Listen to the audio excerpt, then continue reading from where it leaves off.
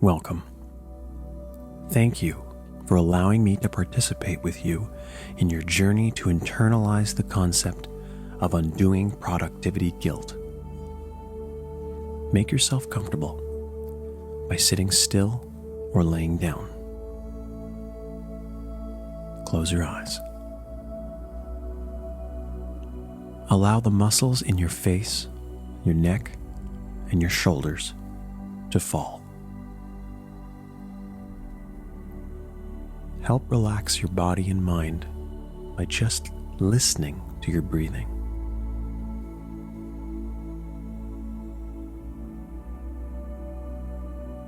Breathe very deeply and very slowly.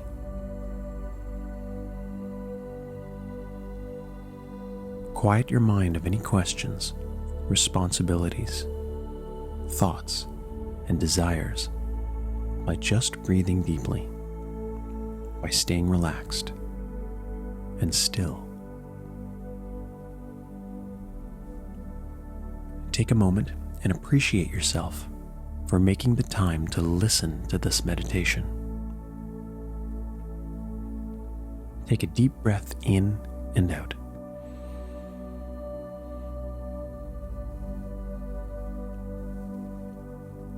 Let's begin. Undoing productivity guilt, in other words, is letting go of the feeling like you're never doing enough. If you're an overachiever, a perfectionist, or someone who's decided to intensely focus on achieving success, then your task performance is probably good. But you may feel like your efforts are not enough. And no matter how hard you try to push the needle, or no matter how many hours that you put in a week, if it still feels like it's never enough, then it's this feeling that may have temporarily imbalanced you. Take a slow, deep breath in and out.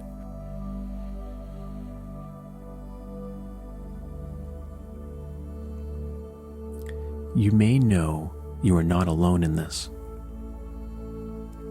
Some people have bought into the illusion that fulfillment comes from outside of ourselves, meaning they unconsciously make their life's fulfillment dependent only on when the results come in, or the quality of the metrics, or test scores, bonus payouts, star ratings, social media followings, or getting their commission,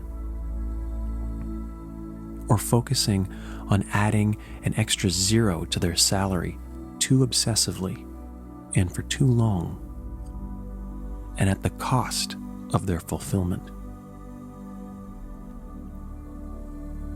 Take a slow, deep breath in and out.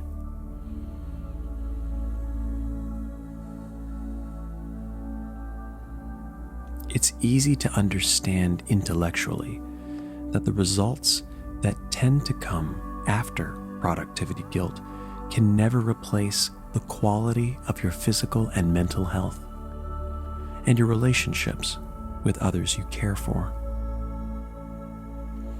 But it's another thing to understand it emotionally. For many people, there may be a common theme. Many people start out pursuing success by working very hard for so long and absorbing enormous levels of stress for decades. I suspect that this pursuit over time became their identity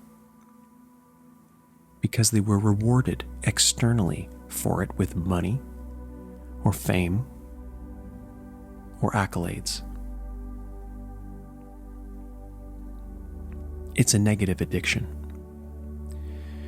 which is why when they achieved the level of success they wanted, they kept on pushing harder and harder, past a tipping point, causing them to neglect their physical body, to neglect their mental health, and to neglect their loving relationships until they became depressed, estranged, sick, or worse. These are the stories of productivity guilt among celebrities and the financially super rich, for some. Take a deep breath in and out.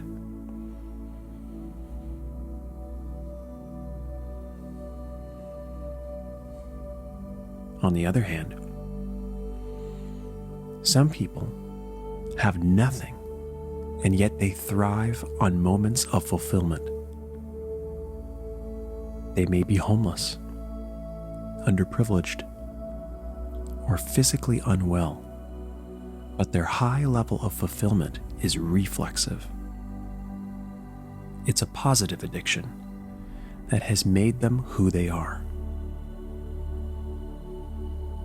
Take a slow, deep breath in and out.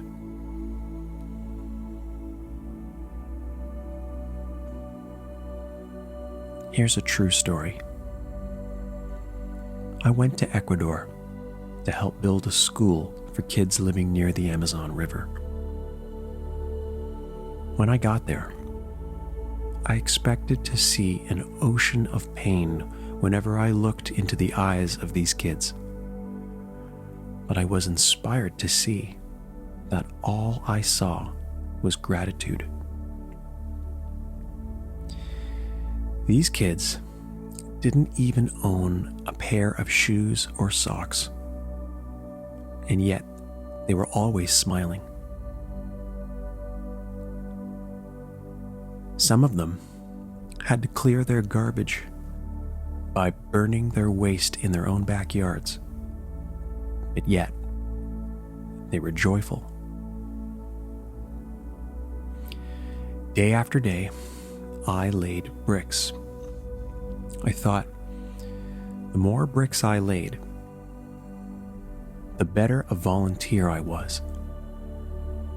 And therefore, there could be no limit as to how many bricks I could lay, never pausing to reflect on the value of my contribution and how good it made me feel to celebrate before the job was done. I felt more stressed and guilty for not working hard enough than to just be happy to be there. Every time I turn around, there were kids playing, and one day I stopped laying bricks, and instead I played with them. None of these kids spoke English, but all of them seemed fluent in the art of fulfillment to me. It wasn't until they kept smiling at me as we played together that I realized that they celebrate the process of their efforts, not solely the result of their efforts, like I did. That was the difference between us. Take a slow, deep breath in and out.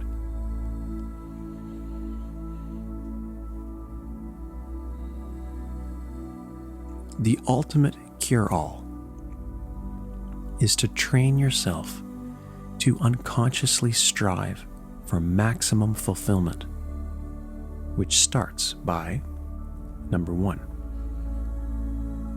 honestly answering an unusual, comfortable question. Number 2, practicing pattern-breaking actions each day. Number 3, celebrating immediately when actions of contribution are taken.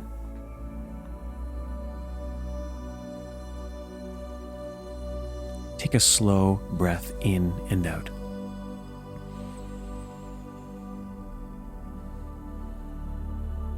For example, as soon as you wake up each morning, make this your daily ritual. Please practice this with me now. Number 1, ask yourself, what if instead of achieving to be happy, I happily achieved? What if instead of achieving to be happy, I happily achieved?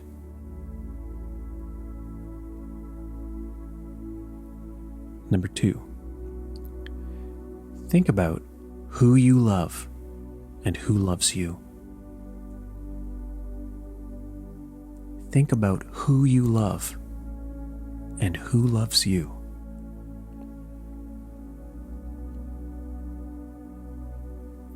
Number 3, do or think about what makes you happy as intensely as possible. Do or think about what makes you happy as intensely as possible.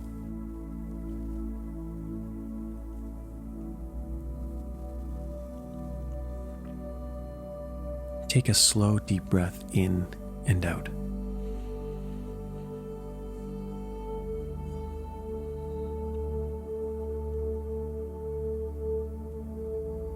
Please repeat after me. I am in control of what I feel.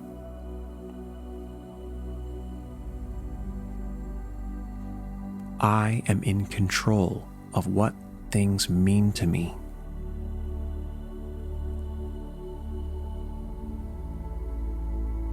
I operate from fulfillment first.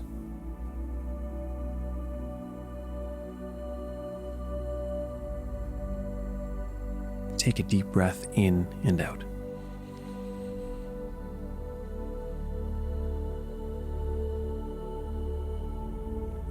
Here are some final insights to remember.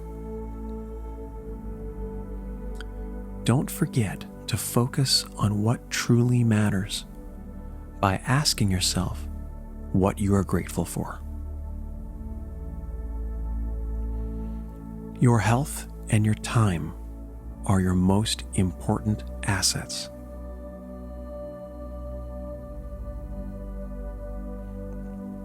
Don't become the richest person in the graveyard.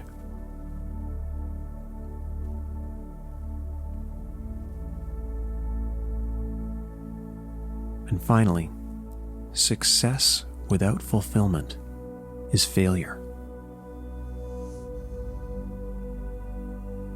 Take a slow, deep breath in and out.